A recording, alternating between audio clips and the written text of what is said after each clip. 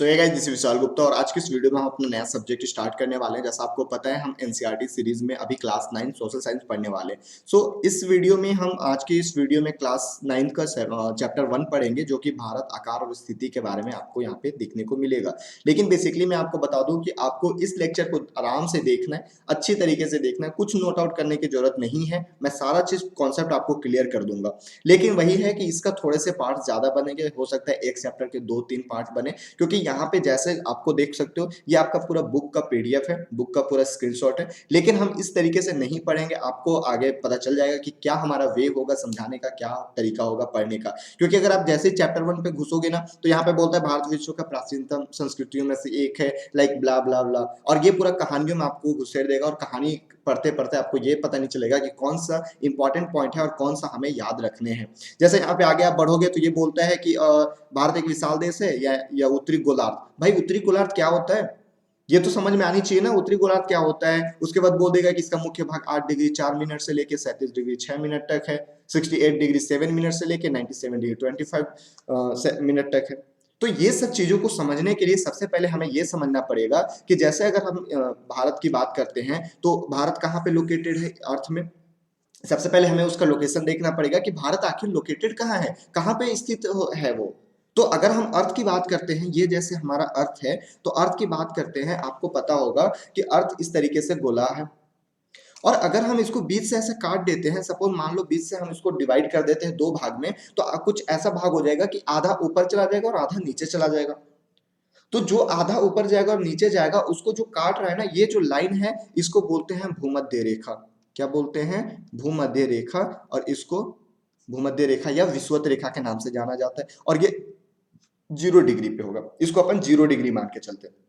जैसे ये यहाँ पे काटे तो ये हमारा 0 डिग्री हो गया। अब इस 0 डिग्री के ऊपर वाला भाग क्या हो जाएगा, हमारा पूरा उत्तर में चला जाएगा। जैसे अगर आपको नहीं पता होगा तो यहाँ पे आप देख लो कि ये जो हमारा भाग है ना, अगर हम इसको देखते हैं तो ऊपर में हमेशा क्या होता है, उत्तर होता है, जो कि हम नॉर्थ के नाम से जानते हैं। नीचे में हमेशा दक्षिण होता है, जिसको साउथ के नाम से जानते हैं।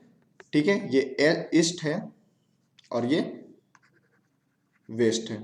ठीक है, ये पूर्व है और ये पश्चिम है।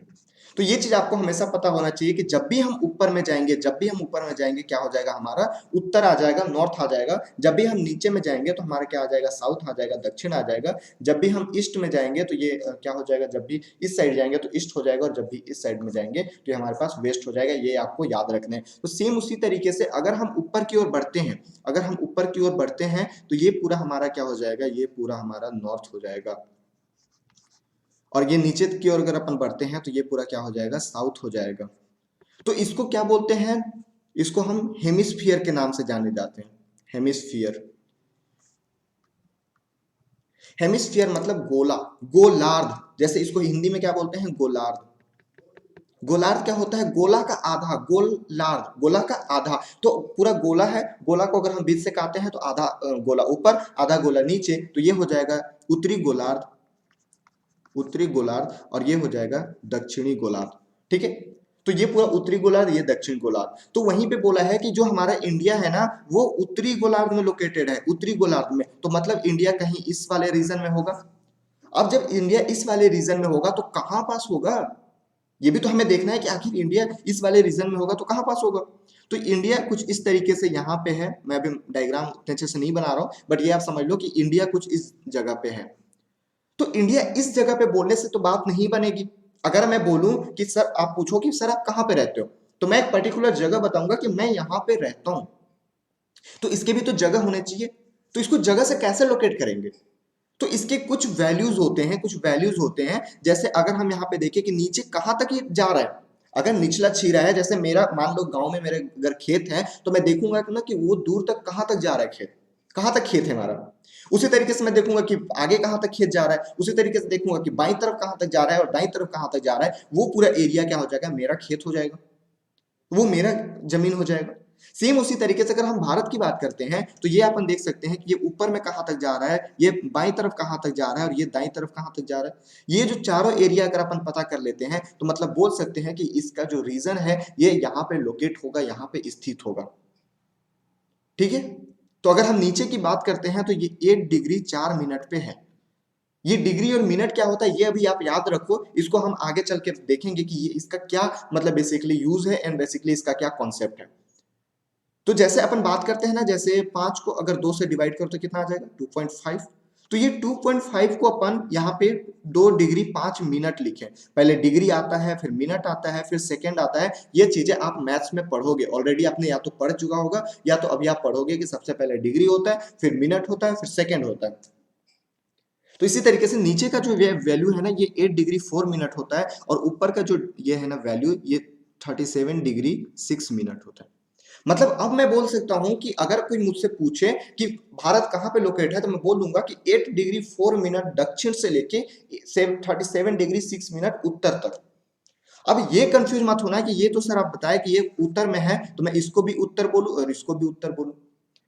भाई ये उत्तरी गोलार्ध में है, उत्तरी गोलार्ध में है, ये उत्तरी नॉर्थ हेमिस्फीयर में है, बट है कहां? अगर ये हाथ में इसका देखूं तो ये छोर मेरा अगर उत्तर में है तो उत्तर के नीचे क्या होगा, दक्षिण ही तो होगा। अगर मैं यहाँ पे बोलूं कि ये अगर मेरा उत्तर है तो यहाँ पे मैं बोल सकता हूँ ना कि ये दक्षिण में ही होगा, तो उत्तर के नीचे तो दक्षिण ही होगा, ये मैं बोल सकता हूँ, बेसिक सी बात है ना। तो यहाँ पे अगर अपन देखें तो ये उसी तरीके से हो गया कि उत्तरी गोलार्ध में 37 डिग्री 6 मिनट पे है और दक्षिण गोलार्ध में 8 डिग्री 4 मिनट तक है। अब हम बात करते हैं कि ये वाला तो हमने देख लिया, अब हमें इसकी बात करनी है, इसकी बात करनी है हमें। तो इसकी बात अगर हमें करनी है तो यहाँ पे आप देख सकते हो कि ये 68 डिग्री 7 मिनट पूर्व से लेके, मतलब ये बोल सकते हैं 68 डिग्री 7 मिनट पूर्व से लेके क्या हो जाएगा 97 डिग्री 25 ना, ये ईस्ट में है। किस में है? ईस्ट में है। जैसे कि मैंने आपको बताया कि बीच में अगर इसको काटोगे तो ऊपर उत्तरी हो जाएगा, नीचे दक्षिण हो जाएगा। उसी तरीके से अगर यहाँ पे काटोगे तो इधर ईस्ट हो जाएगा और इधर वेस्ट हो जाएगा, मतलब इधर पूर्व हो जाएगा और इधर क्या हो जाएगा, पश्चिम हो जाएगा, हो जाएगा। तो ये आप बस में देख सकते हो कि ये लोकेट कहाँ हो रहा है, ये लोकेशन अगर देखें तो ये तो ईस्ट में ही हो रहा है ना, मतलब हम बोल सकते हैं कि ये ईस्ट में और नॉर्थ में हो रहा है, लेकिन इसको हम नॉर्थ ईस्ट बोलते हैं। ये चीज मैं आगे आप बताऊंगा कि क्यों ऐसा बोलते हैं, ठीक है। तो ये हमारा लोकेशन समझ में आ गया। देखो मैंने स्टार्टिंग में ही आपको बताया था, हो सकता है वीडियो थोड़ा लंबा जाए लेकिन कॉन्सेप्ट समझने में आपको दिक्कत नहीं होगी। मैं चाहता तो ये आपके पीडीएफ था, ये बुक का आपका पीडीएफ था, इसको मैं लाइन टू लाइन पढ़ लेता और आपको समझा देता, बट ये जो आपके कॉन्सेप्ट है ना, ये कॉन्सेप्ट आपको याद होंगे, ये कॉन्सेप्ट आपको याद करने में मदद करेगी। तो अब बेसिकली ये पता चल गया कि ये हमारा इंडिया यहाँ पे लोकेट कर रहा है, कौन से हेमिस्फीयर में कर रहा है, तो नॉर्थ हेमिस्फीयर में और ईस्ट हेमिस्फीयर, ऐसा बोले कि ईस्ट में, नॉर्थ ईस्ट साइड में ये लोकेट कर रहा है।